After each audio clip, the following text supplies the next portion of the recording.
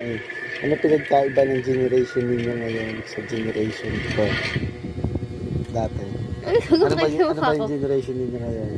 Yung generation nyo kasi dati, mas ano sila, mas walang takot sila. Alam mo yun? Paano walang takot? Mas madali kasing gumawa ng away sa inyo dati. Madaling mambanat kasi trip nyo lang.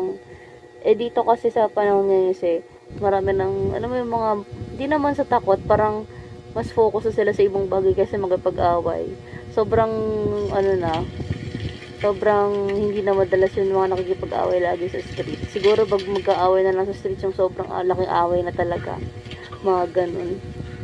Ibig sabihin, mas violence kayo dati. Oh, mas violent talaga kayo dati, balagbag yung panahon niyo eh. Alam mo kung bakit? Mm, Ha?